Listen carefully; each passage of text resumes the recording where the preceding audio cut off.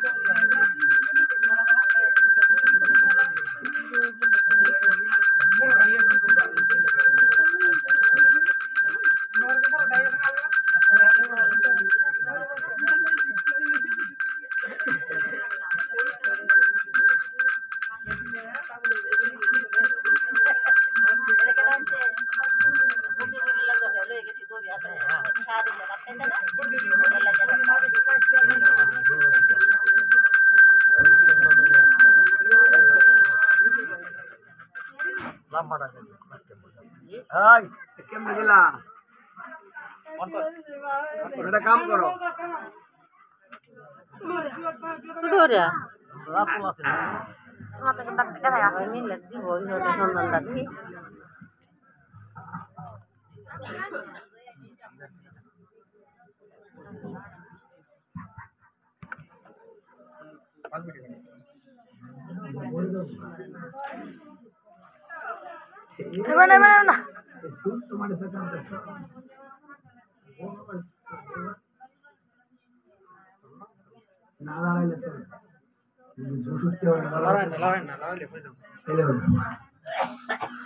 কাটিটা পিছাই দাও, তুমি সামনে নিয়ে দাও,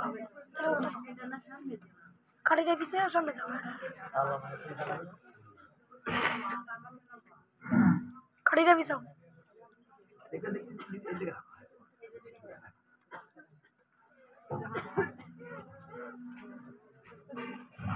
ओम वंदेऽहं श्री गुरु श्री युतपदकमलं श्री गुरुन् वैष्णवांश्च श्रीरूपं साग्रजातं सहगण रघुनाथान्वितं तं सजीवं साद्वैतं सावधूतं परिजन सहितं श्रीकृष्ण चैतन्यदेवं श्रीराधा कृष्ण पादान् सहगण ललिता श्री विशाखान्वितांश्च अखंड मंडलाकारं व्याप्तं येन चराचरं तत्पदं दर्शितं येन तस्मै श्री गुरुवे नमः। অজ্ঞানতিমিরাঙ্গদস্য জ্ঞানাঞ্জনশলাকয়া চক্ষুरुन्मीलितं येन तस्मै श्रीगुरुवे नमः। गुरु ब्रह्मा गुरु विष्णु गुरुदेव महेश्वर गुरुरेव परम ब्रह्म तस्मै श्री गुरुवे नमः। जय श्री कृष्ण चैतन्य प्रभु नित्यानंद श्री अद्वैत गदाधर शिवासादि गौर भक्तवृंद पंचतत्त्वात्मकं कृष्णं भक्तरूपं स्वरूपकं भक्तावतारं भक्ताख्यं नमामि भक्तशक्तिकम्। ओम नमो महावदान्याय कृष्ण प्रेम प्रदायते कृष्णाय कृष्ण चैतन्य नाम्नि गौरतिष्ठे नमः नमः। ओम वृंदावै तुलसी देवै प्रिया वै केशवश्च कृष्ण भक्ति पदे देवी सत्यवत्यै नमो नमः। सिन्धुभ्येव च पतितानां पावनेभ्यो वैष्णवेभ्यो नमो नमः। ओम नमो ब्रह्मण्य देवाय गो ब्राह्मण हिताय च जगद्गीताय कृष्णाय गोविन्दाय नमो नमः। हे कृष्ण करुणा सिंधु दीनबंधु जगदेवते गोपेश गोपिका कांत राधा कांत नमस्ते। तप्त कांचन गौरांगी राधे वृंदावनेश्वरी वृषभानुसुते देवी प्रणमामि हरिप्रिये। नारायणं नमस्कृतं नर चैव नरोत्तमं देवीं सरस्वतीं व्यासं ततो जयमुदीरये। मुखं करोति वाचालं पङ्गुं गयते गिरिं यत्कृपा तमहं वन्दे परमानन्द माधवम्। जय श्रीरूप सनातन भट्ट रघुनाथ श्रीजीव गोपाल भट्ट दास रघुनाथ ऐसय गोसाई करि चरण बंदन যাহা হতে বিঘ্ন নাশ অবিষ্ট পুরন। এইসয় গোসাই হয় করুণার সিন্ধু ইহকালের প্রেমদাতা পরকালের বন্ধু। যেই নাম সেই নামই ভজ নিষ্ঠা করি নামের সহিতে আছে আপনি শ্রীহরি। অদ্যবধি সেই লীলা করে গৌরা রায় কোন কোন ভাগ্যবানে তাহা দেখিবারে পায়। নিতাই গৌরাদের শ্যাম হরে কৃষ্ণ হরে হরে কৃষ্ণ কৃষ্ণ কৃষ্ণ হরে হরে হরে রাম রাম রাম হরে হরে। হরে কৃষ্ণ কৃষ্ণ কৃষ্ণ হরে হরে হরে রাম রাম রাম হরে হরে। हरे कृष्ण कृष्ण कृष्ण हरे हरे हरे राम राम राम हरे हरे। ओम नमो भगवते वासुदेवाय ओम नमो भगवते वासुदेवाय ओम नमो भगवते वासुदेवाय।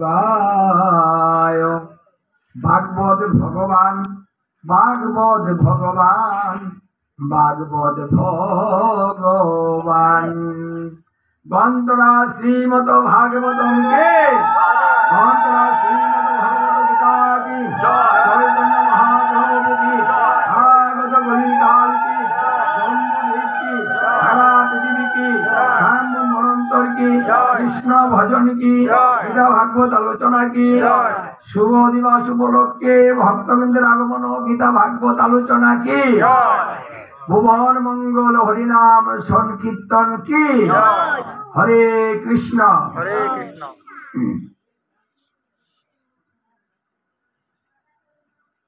एकला ईश्वर कृष्ण यार सकली भूतम से जारे नासाय जैसे से तैसे करे नित्य। तस्मिन् तुष्टे जगत तुष्ट प्रीतिते प्रीतितं जगत। तद्विद्धि परिपातेन परिप्रश्नेन सेवा উপদে কান্তিতে জ্ঞানম জ্ঞানম তত্ত্বদর্শীন। হরে কৃষ্ণ। শ্রীমদ্ ভগবদ গীতা আমাদের জ্ঞান শাস্ত্র। এই জন্য জ্ঞানটা আমরা কোথায় পাবো, কার কাছে পাবো, কিভাবে পেতে পারি? শ্রীকৃষ্ণ সেই কথাটা গীতায় অর্জুনকে বলেছেন। তদ্ভিত্তি পরিপাতেন পরিপ্রশ্নেন সেবা উপদেকান্তি জ্ঞানম জ্ঞানম তত্ত্বদর্শী। হে অর্জুন, তুমি একজন তত্ত্বদ্রষ্টা গুরুর কাছে যাও। অকৃত্রিম সেবার দ্বারাতে তাকে সন্তুষ্ট করো। তাহার পাশে বসে বিনীত ভাবে প্রশ্ন করো। তাহলে সেই আত্মদ্রষ্টা গুরু তোমাকে আত্মজ্ঞান দান করিবেন। এই জন্য গুরুকে বলা হয় জ্ঞানী। একমাত্র গুরু পারেন আমাদের অন্ধকার দূরভূত করে আলোর প্রসারিত করতে। তিনি পারেন আমাদের যে জ্ঞানের প্রয়োজন, যে জ্ঞানের দ্বারাতে আমরা এই ভব নদী, এই ভব সাগর, এই অনিত্য সংসার হইতে, জ্বালাময় সংসার হইতে আমরা ত্রাণ পেতে পারি। সেই জীবেরও নিস্তার লাগি নন্দ সুত হরি ভুবনে আসিলেন, তাই গুরু রূপ ধরি। আমাদের এখান থেকে রক্ষা করার জন্য, মুক্ত করার জন্য যে জ্ঞানের প্রয়োজন, সেই জ্ঞান তত্ত্বটাই গুরুদেব আমাদের দিয়ে থাকেন। সেই জ্ঞানটা আমরা কিভাবে পেতে পারি, কার কাছে যাব, কোন গুরুর কাছে যাব, সে কথাটাও কিন্তু তিনি নির্দিষ্ট করে বলে দিয়েছেন। জ্ঞান কে দিতে পারেন? গুরু দুই প্রকার, তত্ত্বগুরু, তত্ত্বগুরু। শ্রীকৃষ্ণ তত্ত্বগুরুর কথা উল্লেখ করেছেন। যিনি আমার তত্ত্বে অবগত, সেই তত্ত্বগুরুর কাছে যাও, তিনি তোমাকে আত্মজ্ঞান দান করবে। মানে বহিরঙ্গ নয়, অন্তরঙ্গ গুরুর কাছে যাও। এই জন্য আমরা সবাই গুরুর শরণাগত হই এবং ওনার কাছ থেকে আমরা জ্ঞান প্রাপ্ত হই। এই জন্য জ্ঞান শাস্ত্রটাই হচ্ছে গীতা। এই জন্য সর্বপ্রথম আমাদের গীতা অধ্যয়ন করতে হয়, গীতা থেকে জ্ঞান আহরণ করতে হয়। তারপরে আমাদের ভাগবতে প্রবেশ করতে হয়। ভাগবত হচ্ছে নিগুম কল্প তরুর গলিতং ফলম শ্রীমত ভাগবতম। ভাগবত হচ্ছে একটা নিগুম কল্প তরুর গলিতং ফলম, মানে গলিত ফল। যে ফলটা পাকিতে পাকিতে গলে গিয়েছে, সেই পাকা ধর্মটা হচ্ছে ভক্তি ধর্ম, শ্রীমদ ভাগবতীয় ধর্ম। তাই ভাগবত হচ্ছে একটা নিগম তত্ত্ব। যে তত্ত্বটা 60,000 মুনি ঋষিরা পর্যন্ত জানতে পারেনি, যে তত্ত্বটা জানার জন্য ব্রহ্মাকে ডাকা হয়েছিল, কলিকালের উপাস্য দেবতাকে, এই কলিকালের উপাস্য দেবতার নামটা কি হবে, কোন নামে ভজন হবে, সেটা জানার জন্য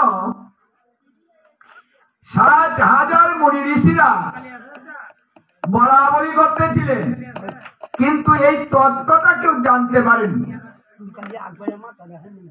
কারণ এটা এমনই গোপন তত্ত্ব যেটা কেউ জানতো না। এটা এমনই নিগম তত্ত্ব, ধ্যানের দ্বারা তো কেউ পায়নি। 60,000 মুনি ঋষি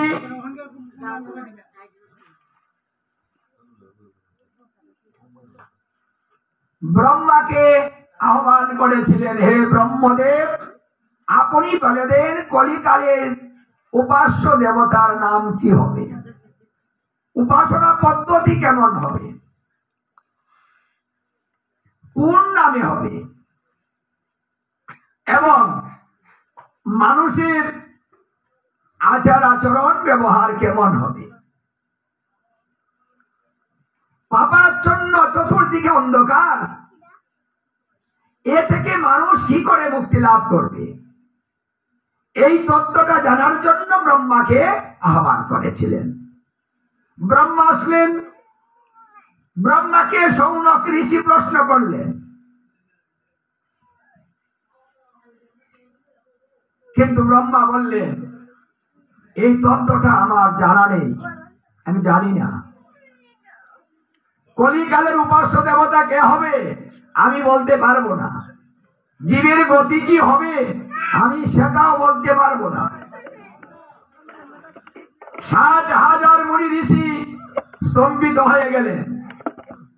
যে তত্ত্বটা সৃষ্টিকর্তা ব্রহ্মা জানেন না, তাহলে ওটা জানবে কে, বলে দিবে কে, জীবের গতিটা হবে কি? মানে ভজন পদ্ধতি যদি না জানি তাহলে কি ভজন করব, কার ভজন করব, কিভাবে করব, কি নামে করব, এটার দিক নির্দেশ কে দিবে?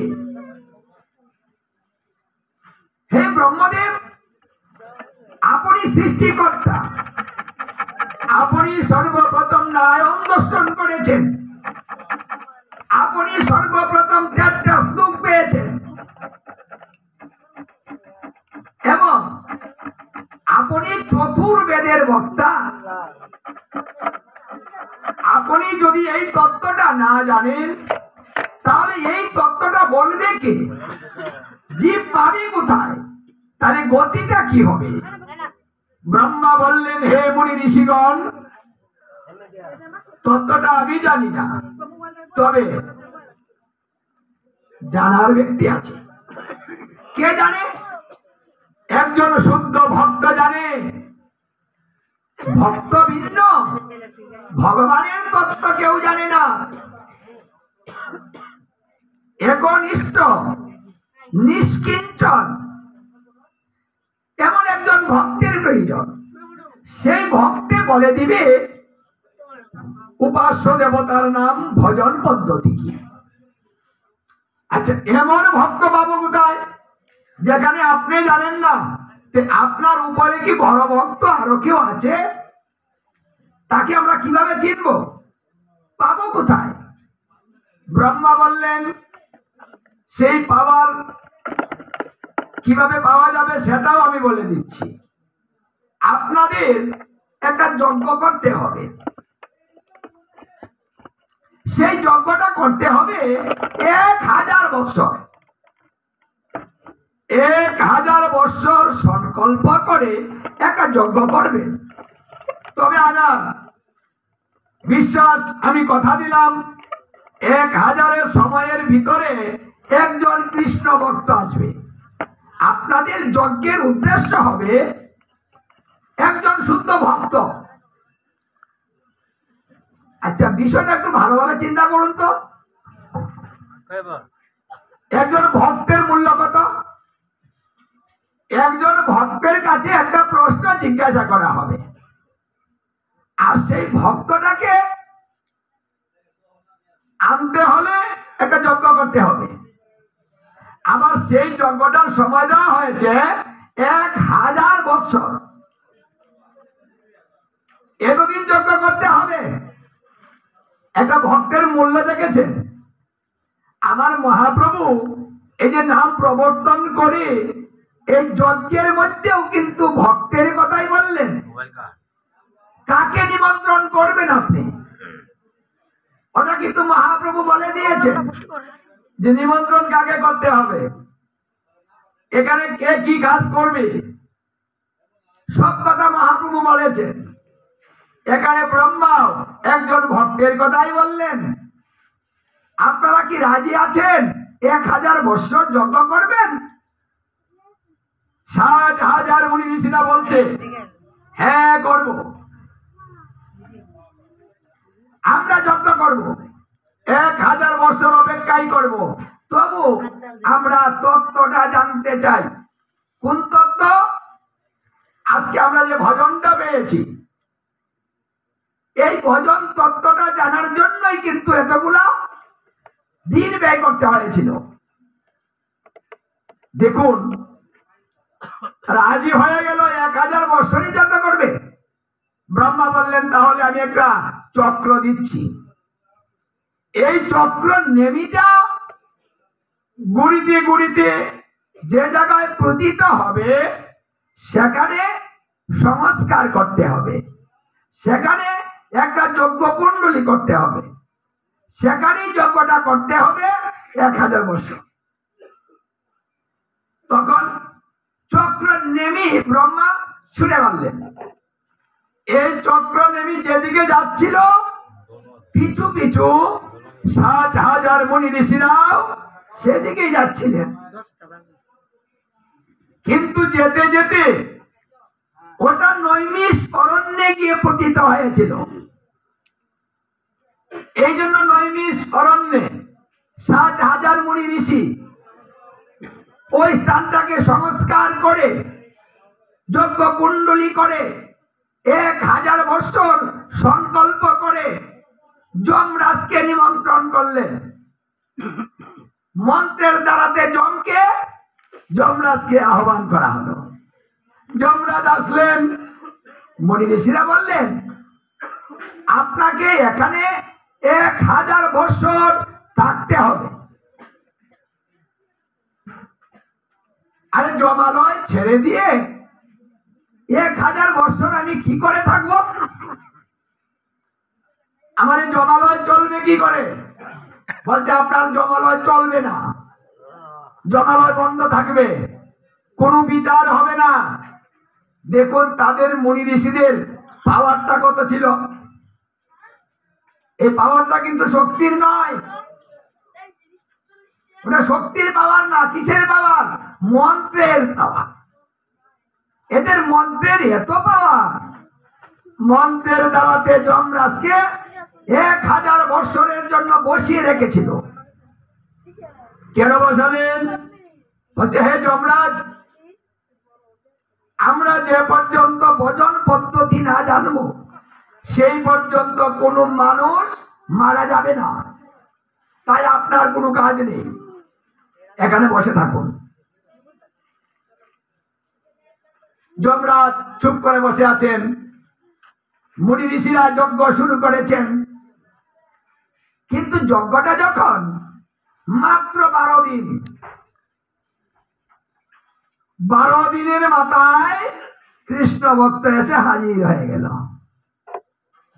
দেখুন, সময় দেওয়া হয়েছিল 1000, যজ্ঞ হয়েছে মাত্র 12 দিন।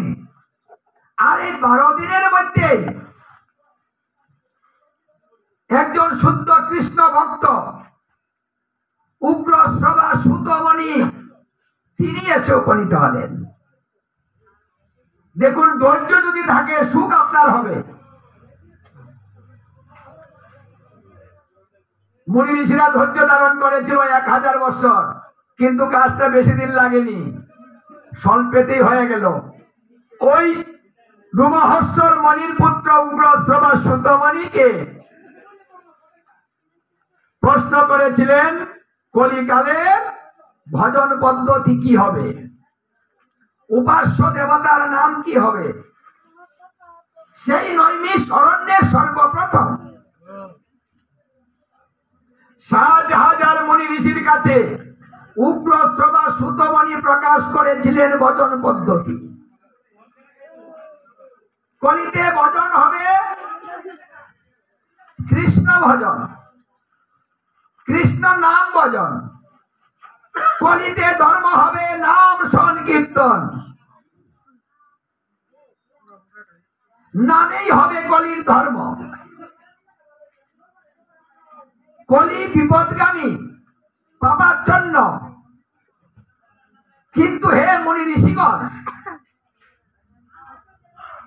কলিকালে এমন একটা নামের ভজন হবে সমস্ত পাপ থেকে এক নামেই মুক্ত করে দিবে। নামের এত পাওয়ার হবে যে পাওয়ারটা কোনোদিন কোনো কালে, কোনো মনন্তরে, কোনো কল্পে নামের মধ্যে এত পাওয়ার ছিল না।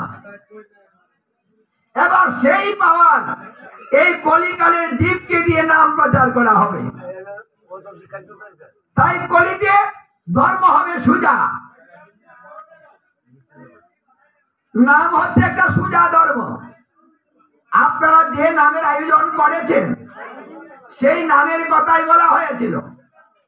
কৃষ্ণ নামেই হবে ভজন, উপাস্য দেবতার নাম হবে কৃষ্ণ। হে মুনি ঋষিগণ, কোনো চিন্তা নেই। এবারের ভজন এমনই একটা ভজন, খাইতে লইতে শুইতে যথা তথা নাম নেই, স্থান কাল পাত্র নাই, সর্বসিদ্ধি হয়ে যায়। কলিজীব আলস্য প্রকৃতির হবে, মায়ায় মুগ্ধ হবে, চঞ্চল মনা হবে, আয়ু কম হবে। এদের দ্বারাতে কোনো তপস্যা, কোনো কঠিন পদ্ধতি সম্ভব নয়। এই জন্যই এবার সহজ সরল একটা সুন্দর পদ্ধতি দ্বারাতে ভজন হবে। কলিকালে নাম রূপে কৃষ্ণ অবতার, সর্বযজ্ঞ হইতে কৃষ্ণ নাম যজ্ঞ সার। এবার নাম রূপে কলিকালে কৃষ্ণ অবতার গ্রহণ করবেন।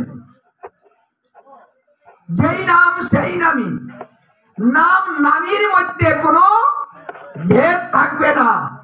এই নামের ভিতরেই আমার হরি বিরাজ করবেন। যিনি নাম করবেন তার কাছে সদা সর্বদা হরি বাস করবেন। মানে হরিকে আনতে হলে অন্য কোন পদ্ধতির কোনো প্রয়োজন নেই, সুজা পদ্ধতি। এবার নামেই তিনি খুশি হবেন, অন্য কোনো ভাবে নয়।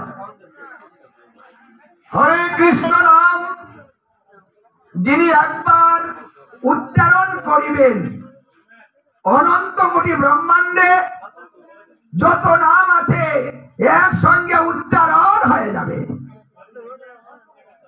মানে ভিন্ন ভিন্ন নামে কোনো প্রয়োজন হবে না, একের ভিতরেই সব দেওয়া হয়েছে, একের ভিতরে সব। তাই একটা নাম যদি কেউ বলে এই নামের এত পাওয়ার, এই নাম ব্রহ্মলোক পর্যন্ত ব্রহ্মার কাছে পৌঁছে যায়। আপনারা যজ্ঞ করছেন এখানে, এখানে যে নামটা হবে সেই নামের ধ্বনি ব্রহ্মলোক পর্যন্ত যাবে। ব্রহ্মাণ্ড পুরাণে ব্রহ্মা বললেন, যদি কোথাও নাম হয় আমি ব্রহ্মলোক থেকে সেই নামের ধ্বনি শুনে আনন্দে নৃত্য করি। মানে এই নাম এত আনন্দদায়ক, এত আকর্ষণ করে, বারবার শুনতে ইচ্ছে হয়। ওটা ব্রহ্মা বলছেন। তাই আপনারা বান্নাল নাম যজ্ঞ করবেন, আর এটা ব্রহ্মলোক পৌঁছে যাবে, 14টা ভুবনে চলে যাবে। এই জন্য ভুবন মঙ্গল হরিনাম সংকীর্তন বলা হয়। মানে শুধু এখানে হচ্ছে এখানের মঙ্গল নয়, বলছে ভুবনের মঙ্গল হয়ে যাবে, সকলের মঙ্গল হয়ে যাবে। কীট পতঙ্গ পশু পাখি বৃক্ষলতা সকলের মঙ্গল হয়ে যাবে।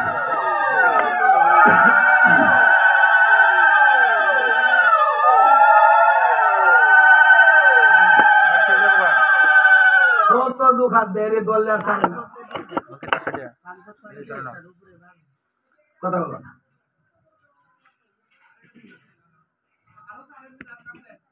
তাহলে আপনারা যে নাম যজ্ঞটা করছেন, নামের পাওয়ার দেখছেন। হে মুনি ঋষিগণ,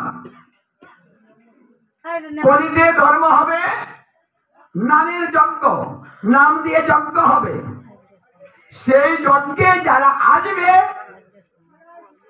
তাদের প্রতি পদে পদে একটা করে অশ্বমেধ যজ্ঞ হবে। যারা নাম যজ্ঞে আসবে তাদের পদে পদে ধর্ম। কোন ধর্ম হবে? বলছে অশ্বমেধ যজ্ঞ হবে, হাঁটলেও লাভ হবে। সেই বৃন্দাবনে যদি কেউ একটা গাছ সরায়, একটা দুব্বা সরায়, একটু জায়গা পরিষ্কার করে, তাহলে সেই ব্যক্তি 1000 বৎসর ভগবত ধামে থাকতে পারবে। তাকে সেই সময়টুকু দান করা হবে। যদি কোনো ব্যক্তি এক রাত্র জাগরণ করে, তাহলে তাকে 432 কোটি বৎসর দান করা হবে। এখানে যদি আপনি এক রাত জাগরণ করেন, বসে থাকেন, তাহলে আপনি এত পাবেন। এই ধর্মটা সাধারণ কোনো ধর্ম নয়। দেখুন একটা রাতের মূল্য কত। এই জন্য নাম যজ্ঞ যেখানে হয় সেখানে ঘুমাতে নেই, রাত্র জাগরণ করতে হয়। কারণ আপনাদের ভাগ্য ভালো, স্বল্প পুণ্য দ্বারাতে নাম যজ্ঞ হয় না, স্বল্প পুণ্য দ্বারাতে নাম শ্রবণ করে না, স্বল্প পুণ্য থাকলে কৃষ্ণ ভজন হয় না, স্বল্প পুণ্য থাকলে সেই গৃহে সাধুগুরু বৈষ্ণব আসে না, স্বল্প পুণ্য দ্বারাতে মহাপ্রসাদ পায় না, স্বল্প পুণ্য দ্বারাতে সাধুগুরু বৈষ্ণব বিশ্বাস করে না, স্বল্প পুণ্য দ্বারাতে তাদের মাথা নত করে না। তাহলে আপনাদের স্বল্প পুণ্য নয়, অনেক পুণ্য নিয়ে এসেছেন। তাই তো কলিকালের যে যুগ ধর্ম, সেই ধর্ম আপনারা করছেন। যে ধর্মের দ্বারাতে কলিহত জীবকে উদ্ধার করা হবে, যে নাম যজ্ঞ যেখানে হবে সেখানে বৃন্দাবন হবে। টাকা খরচ করে বৃন্দাবনে যেতে হবে না, এখানে আসলে বৃন্দাবন হয়ে যাবে। তাহলে এই বৃন্দাবনটা করা কোনো সহজ নয় এবং ছোট বাক্য দিয়ে নয়। তাই আপনাদের বহু জন্ম জন্মান্তরের পুণ্য সঞ্চয় করেছেন বিদায় এই আপনারা এই নব বৃন্দাবনের আয়োজন করেছেন। আপনাদের সৌভাগ্য। এখন কাজটা হলো কি? কাজটা হলো নামকে ভালোবাসা। হে মুনি ঋষিগণ, নাম যজ্ঞে হবে কৃষ্ণ আরাধন, সর্ব দেবতার হবে আগমন। কি হবে? বলছে এই নাম যজ্ঞে কৃষ্ণ আরাধন হবে এবং সর্ব দেবতার আগমন হবে। তাই আপনাদের এই বান্নালে শুধু মানুষ নয়, দেবতারাও আসবে। দেবতারা কথা দিয়েছিলেন, হে প্রভু, তোমার নাম যজ্ঞ যেখানে হবে আমরা বিনা নিমন্ত্রণে সেখানে চলে যাব। যেখানে নাম যজ্ঞ হবে নিমন্ত্রণের প্রয়োজন হবে না, বিনা নিমন্ত্রণে চলে যাব। এই জন্য কোথাও যদি নাম যজ্ঞ হয় নিমন্ত্রণের আশা করতে নেই। ওরা বলে নাই আমি যাব না, না, যেখানে দেবতারা বললেন যে বিনা নিমন্ত্রণে আসবে, আমরা অলক্ষ্যে থেকে তোমার নাম শ্রবণ করব, মানে যেখানেই হবে সেখানেই যাব। তাহলে আপনাদের এখানে দেবতা আসছে, অধিবাসের মাধ্যমে নিমন্ত্রণ হবে, সবাই চলে আসবে। এই জন্য আপনাদের সাবধানতা অবলম্বন করতে হবে। আপনার পাশে দেবতা থাকতে পারে, দেবতারা ঘোরাফেরা করবে। এই জন্য নাম যজ্ঞে এসে কোনো বাক্য প্রয়োগ করতে নেই, কথা বলতে নেই। যদি দেবতাদের শ্রবণে ব্যাঘাত হয় তাহলে দেবতারা অভিশাপ প্রদান করে। এই জন্য নাম যজ্ঞে নীরবে নিস্তব্ধে শ্রবণ করতে হয়। যে ব্যক্তি 48 মিনিট নীরবে নিস্তব্ধে ভক্তিমত ভাবে নাম শ্রবণ করতে পারবে, হে মুনি ঋষিগণ, সেই ব্যক্তি ভগবান প্রাপ্ত হয়ে যাবে। মিনিটের মধ্যে। এমন একটা ভজন কোনোদিন ভগবান কাউকে দেয়নি। তাহলে আমাদের ভগবান ভালোবাসেন, ভালোবাসেন বিদায় ভালো জিনিসটা আমাদের দিয়েছেন, কষ্টের জিনিসটা দেন নাই, সহজটা দিয়েছেন। শ্রবণং মঙ্গলং, শ্রবণ করণ মঙ্গল হবে। এই জন্য নামযজ্ঞে বাড়িতে বসে থাকতে নেই, সময়টা বাড়িতে কম দিবেন, এখানে চলে আসবেন, সময়টা বেশি দিবেন। কারণ গোলক বৃন্দাবন পরিত্যাগ করে ভুলুকে আসছেন কার জন্য? আমাদের জন্য। এই অধপতিত এই সমাজকে রক্ষা করার জন্য। এই কলিকালের মানুষ পাপ করবে বেশি, তাই এদেরকে মুক্ত করার জন্য এখান থেকে আমার নিজেকেই যেতে হবে। তাই তিনি গৌর হরি হয়ে আসে এবং এই নাম নিজে শিবাসঙ্গনে এই নাম প্রবর্তন করলেন এবং বলে গেলেন এটা যুগ ধর্ম, তোমরা সবাই হরিনাম করো, অন্য কিছু করিতে হবে না, শুধু নাম করো, নাম করো, নাম করো, সার কলিকালে নাম ভিন্ন গতি নায়া।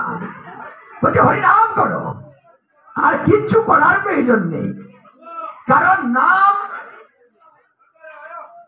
আপনি ঘরে বসে করতে পারবেন, শুয়ে শুয়ে করতে পারবেন, খাইতে খাইতে, শুইতে শুইতে, লইতে লইতে, হাঁটতে হাঁটতে, গাড়িতে বসে, টয়লেটে বসে, যে কোন স্থানে হরিনাম করার বিধান আছে, আপনি করতে পারেন। নামের কোন স্থানের প্রয়োজন নেই, এটা সব সময় বলতে পারেন। এটা অগ্নির মতো কাজ করবে। অগ্নিকে যেভাবে মানুষ জেনে হাত দিলেও পুড়ে যায়, অঞ্জনা হাত দিলেও পুড়ে যায়, ভালোবেসে হাত দিলেও পুড়ে যায়, তদ্রূপ এই নাম কেমন হবে? বলছে এই নাম এমন হবে যদি কেউ ওর ইচ্ছাকৃত ভাবে এই নাম করে, তবুও তার অ্যাকশন শুরু হয়ে যাবে। যদি কেউ রাগ করে বলে, বলছে যদি রাগ করে বলে, তবুও তার অ্যাকশন শুরু হয়ে যাবে। রাগ করে বললেও নাম হবে। মানে আপনি যেভাবে বলবেন সঙ্গে সঙ্গে নামের কাজ নামে শুরু করে দিবে। এটা নামের মহিমা। তাই বলেছে এই নামটা হচ্ছে অনর্পিত চরিচিরাত, এটা অনর্পিত ধর্ম, পুরোদের অর্পণ করা হয়নি, সেটাই আমি আবার অর্পণ করে দিলাম। এই জন্য বেদব্যাসমণি বললেন হে কলিকাল তুমি ধন্য, কারণ তুমি এনেছো নাম। যদি তুমি না আসতে এই নাম আসতো না, যদি তুমি না আসতে সহজ ভজন আমরা পেতাম না। তাই কলিজীব ধন্য, মানে কলিজীব ধন্য, কলিকাল ধন্য। তাই আসুন, আপনারা যে সুন্দর আয়োজন করেছেন, খুব সুন্দর আয়োজন হয়েছে। আপনাদের ভক্তের অবস্থানটা খুবই ভালো। তাই ভাগবত পাঠের এখন আর সময় নেই, অধিবাসের পূর্বে একটু পাঠ করতে হয়, সেই নিয়মটা রক্ষা করা হচ্ছে শুধু। তাই পাঠের সময় আলাদা করতে হয়, আলাদা পাঠ দিতে হয়। কীর্তনের পূর্বে সব জায়গাতেই কীর্তনের পূর্বে পাঠ হয়। অধিবাসের দিন 8টা থেকে 8:30টার মধ্যে অধিবাস নিতে হয়, যেন অধিবাসটা সুন্দর করে শেষ করা যায়। যদি 10টা থেকে 11টা বেজে যায় তাহলে অধিবাসটা সুন্দরভাবে শেষ করা সম্ভব হয় না। 12টার মধ্যে অধিবাস শেষ করতে হয়, 12টার পরে অধিবাস গাওয়ার বিধান না। এই জন্য অনেক কিছু মন চাইলেও করা যায় না। এখানে বিশ্রাম দিয়ে আমরা অধিবাসে চলে যাই, অধিবাস শেষ না করে কেউ যাবেন না। কারণ অধিবাস হচ্ছে মনের সমীপে বাস।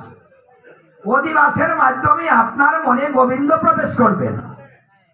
এই জন্য যারা উপস্থিত থাকবে তারা ভগবানের কৃপা পাবে, যারা উপস্থিত থাকবে না তারা কৃপাটা পাবে না। অধিবাসে কমিটি, গ্রাম মানে এলাকার সবাইকে উপস্থিত থাকতে হয়, এটা তো মুখ্য। অধিবাস ভালো হলে কীর্তনটা ভালো হবে, নিমন্ত্রণ ভালো হলে সবাই যেতে চায়। যদি নিমন্ত্রণই ভালো না হয় তাহলে সেখানে কেউ যেতে চায় না। তাই অধিবাস হচ্ছে নিমন্ত্রণ। যেভাবে নিমন্ত্রণ করবেন ঠিক সেইভাবে প্রভু আসবে। তাই সবাই উপস্থিত থাকবেন, সবাই কৃপা পাবেন। একটু কষ্ট করেন, কষ্ট করলেই ধন আছে, কষ্ট না করলে জীবনে কিছু মিলে না। হরে কৃষ্ণ।